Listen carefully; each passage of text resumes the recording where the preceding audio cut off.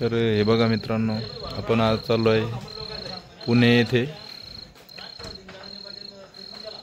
तर कशाला चाललो आहे ते बघू आपण, आता गेल्याच्या नंतर समजेन आपल्याला।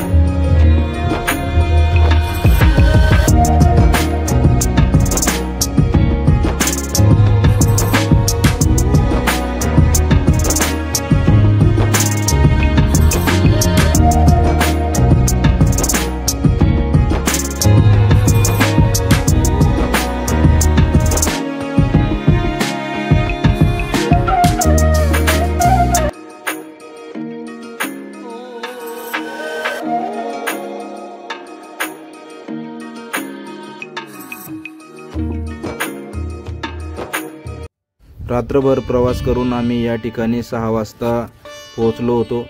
आता या ठिकाणी संस्थेने आम्हाला फ्रेश होण्यासाठी निवासस्थान दिले होते। त्या निवासस्थानाच्या ठिकाणी आम्ही सर्वांनी आंघोळे वगैरे करून आता सर्व तयारी झालेली आहे सर्वांची। सर्वजण ज्याच्या त्याच्या ड्रेस कोडमध्ये आहेत।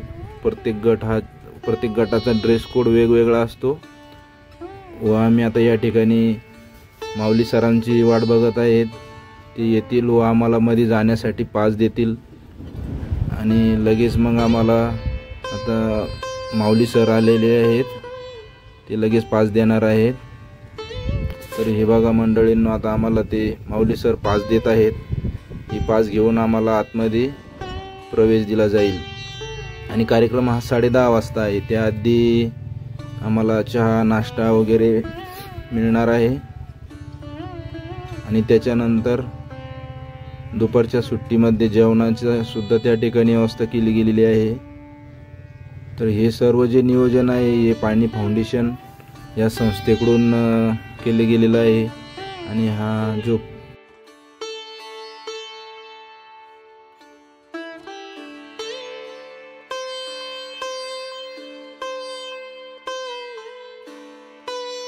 याच ठिकाणी छान अशी जेवणाची ही व्यवस्था केली गेली आहे व त्यानंतर आम्ही थोड्या वेळात लगेच महाराजांच्या पुतळ्यासमोर छान असे फोटो वगैरे काढले। आता लगेच कार्यक्रमाला सुरुवात होणार आहे। बघू शकता मित्रांनो तुम्ही, छान असा परिसर आहे या ठिकाणी आणि कार्यक्रमाला सुरुवात झाली आहे।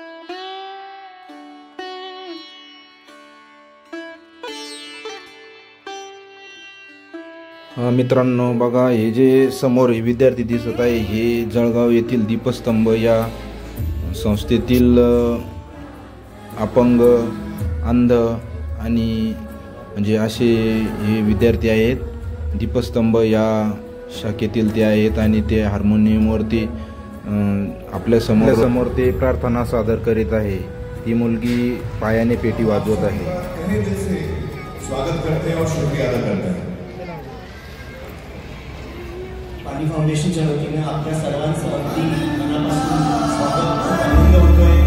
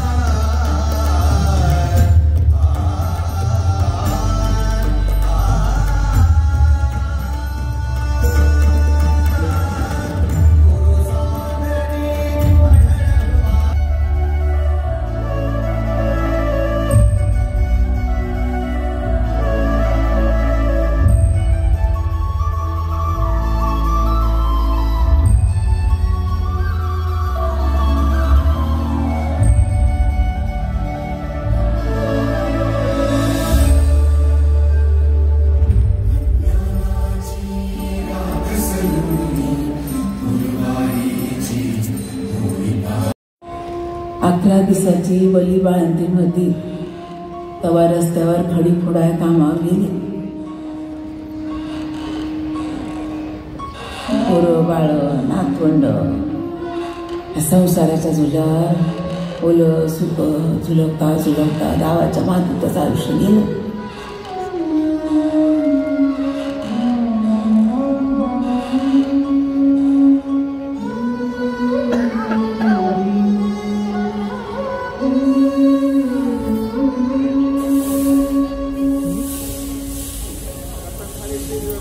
शिकायची खूप इच्छा होती. सौंदर्य म्हणतात मुली गणितात कच्च्या असतात, पण मी लई पक्की होती.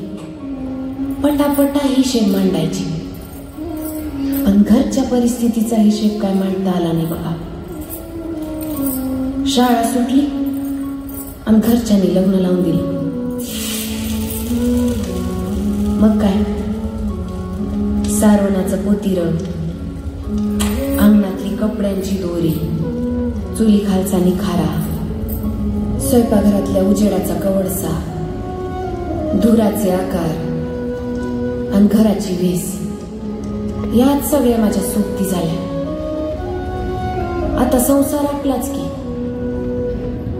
सुरुवातीला करायची मी विचार स्वतःबद्दल, स्वतःच्या स्वप्नांबद्दल, पण हळूहळू सगळंच निष्ठत गेलं. आता तर अजिबात वेळच गावत नाही. समध्यांच्या आधी उठते सकाळी 5 वाजता आणि सगळ्यांच्या मागून निघते रात्री 10 वाजता.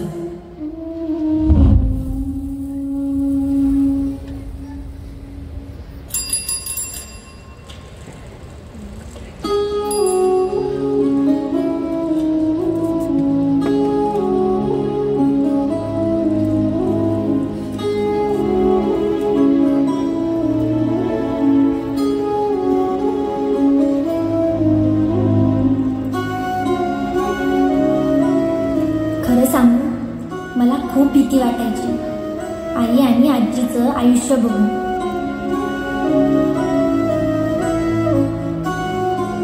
मी इंटरनेटवर पाहते जगभरातल्या बायका कसं मोकळं जगतात, काम करतात, पैसे कमवतात, स्वावलंबी होतात. मला कधी त्यांच्यासारखं जगता येईल सारखं मनात हाच विचार घोळत राहायचा.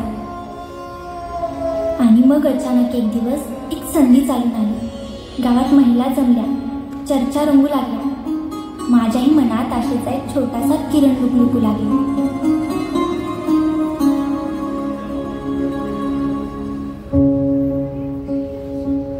संधी तर लय बेस होती, पण ज्या आयुष्यात कधी बी काही बी सहज साधं सोपं भेटलंच नाही, त्या आयुष्यात हे तरी कसं सहज साधणार होतं. लय अडचणी होत्या.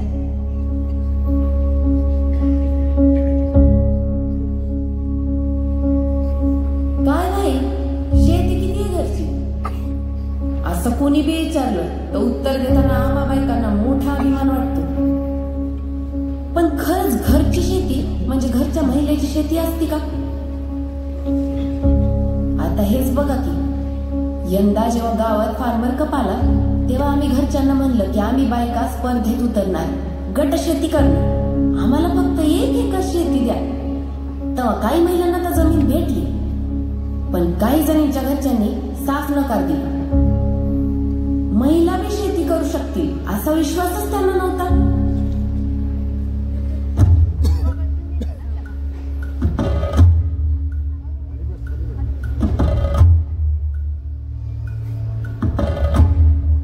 शेतीत एक नाही 10 संकट असतात, पण महिला शेतकऱ्यांसाठी 10 नाही तर असतात 11. कारण आमची लढाई तर जमीन मिळवण्यापासून सुरू होती.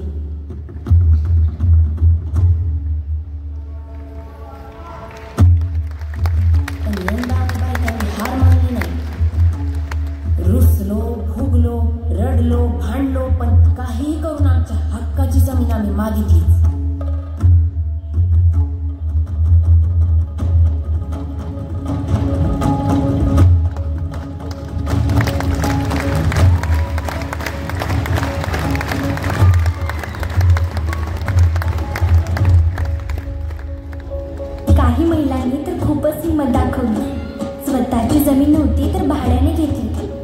पण गट मात्र तयार केला म्हणजे केला.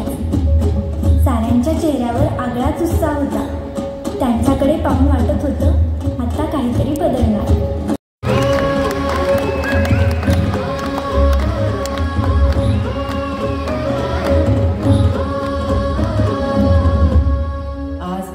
गावातल्या बायांनी कधी एकट्यानं गावाची एसपी वलांडली नव्हती. लहानपणी बाप सोबत असायचा, मग भाऊ, नवरा आणि मग पोरगा. पर जेव्हा निविष्ठा खरेदीची वेळ आली ना, तेव्हा साऱ्या बायका एका सुरात बोलल्या, आपणच जाऊ की समजा मिळून. या दिवशी तो जुना वळतीचा रस्ता पार नवा वाटायला लागला.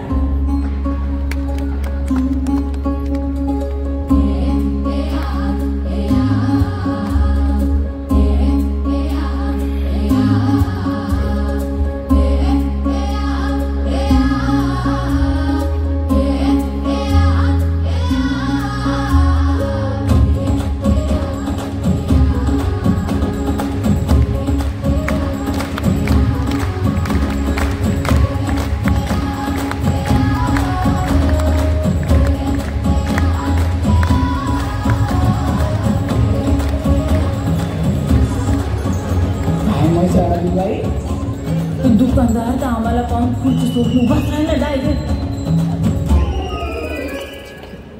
त्याला वाटलं बाया मोरच्या बिरच्या घेऊन आल्या का काय दुकानावर. मीच त्याला म्हणलं, मोरच्या बिरच्या काय नाही बाबा, आम्ही माल खरेदी करायला आलोय समद्या. मग लागलं की तू पोपटासारखा बोलायला. वय ताई, हो ताई, होय की ताई, होय होय ताई, देतो की डिस्काउंट, काय अडचण नाही. पहिले बसता की. चहा, बिस्किट, पोहे चालतील का? सांगा काय मागू? आम्ही म्हणलं मागू की सगळं, त्याला काय होतंय. चहा बी घेतला, बिस्किट पण खाल्ली आणि पोहे पण. आणि मग निघाला खरेदीचा विषय. आधी तो बोलला 5% डिस्काउंट, आम्ही बोललो 10. मग तो बोलला चला ठीक आहे 10. आम्हाला वाटलं हा तर लवकरच तयार होतो. मग आम्ही बोललो 15. असं ओढता ओढता शेवटी 20% डील केली ना डन. आणि मग शेवटी बायकांची गाठ आहे बर का. आता तिच्या बाजूला साड्यांचं दुकान होतं. त्या बायका कुठं ऐकतात. समद्यानी मिळून एका रंगाच्या, एका पोताच्या, सारख्या साड्या घेऊन टाकल्या लागली.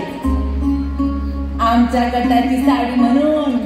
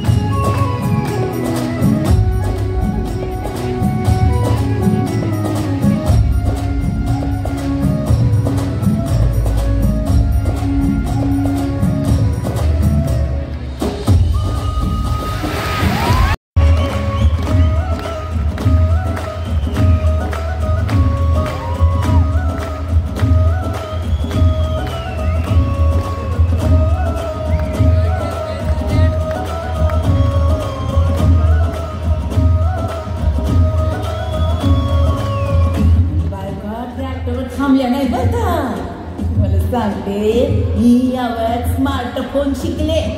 व्हॉट्सअप का व्हॉट्सअप, टेलिग्राम समजा चालवते मी. शेतातल्या एसओपीचा फोटो काढते. कधी कधी बाहेरचं निवडून येसून शेती काढते. आमच्या गटाचं फार्मर कपच्या आजचं काम मी सांभाळ. ॲपवर एक एक माहिती भरली आणि गटाचे मार्क वाढायला लागले की बायका राहण्यातच आनंदाने उड्या मारायला लागायच्या. ॲपवर भरण्यासाठी इर्जिट करतानाचा फोटो काढायला गेलो तर सगळ्या बायका म्हणायच्या, थांब थांब जरा पदर नीट करते, थांब थांब जरा केस बांधून घेते, थांब थांब जरा पावडर लावते. मी म्हणायचे अहो माय बस करा की आता. हा फोटो काय मोठ्याला बोर्डिंगवर लागणार आहे की पेपरात छापून येणार आहे असं म्हटल्याबरोबर सगळ्या जणी लाजून खी खी खी हसायच्या. तेव्हा त्यांच्याकडे पाहून खूपच भारी वाटायचं कुठं होत्या